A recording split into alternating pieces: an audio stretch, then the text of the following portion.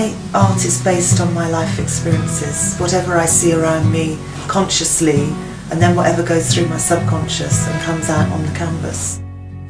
I guess it's real because I'm painting about what is around me or what is in my dreams or where I travel to, and I use real objects worked into the painting as well.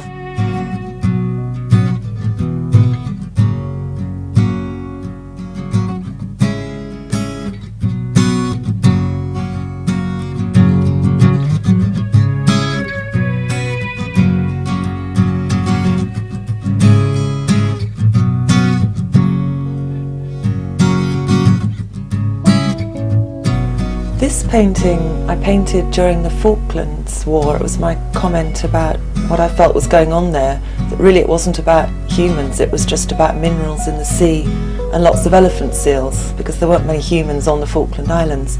Hence why I made the eyes and the elephant seals have a human quality, because I felt it was a more powerful statement.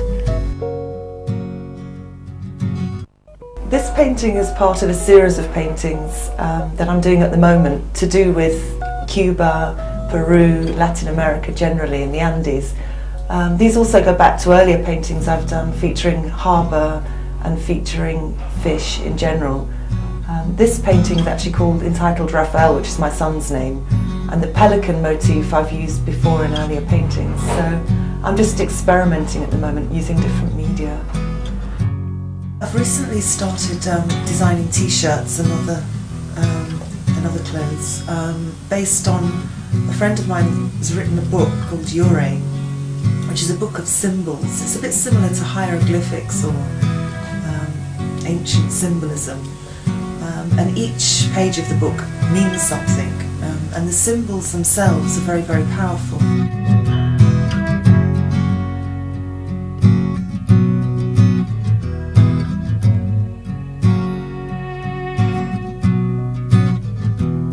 London is diverse. I mean, you go from area to area, you've got different cultures reflected, you meet different people.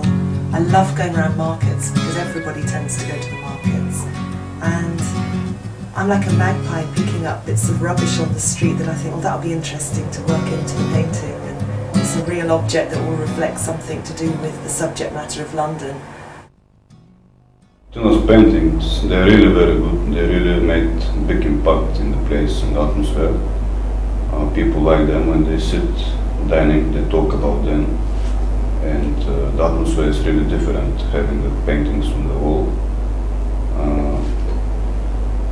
We simply like them, and they're really different. They're really big. You can't see such a paintings anywhere else around, and they really make great impression in the place.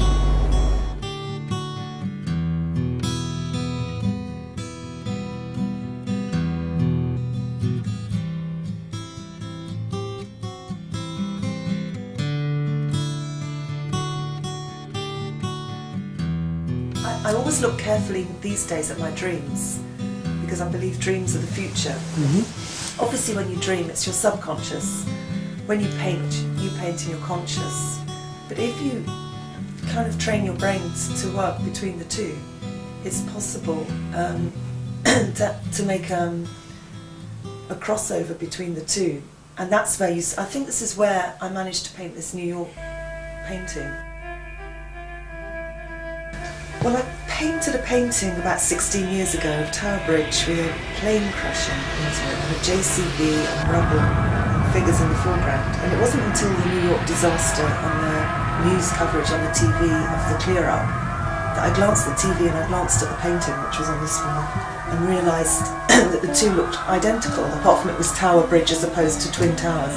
And I thought, this is bizarre, because when I painted the painting, originally it was supposed to be about I just moved to London, looking at tourist sites, looking at homelessness, and the plane was there as just a symbol for disaster, which I'd used as a symbol in metaphor in other paintings.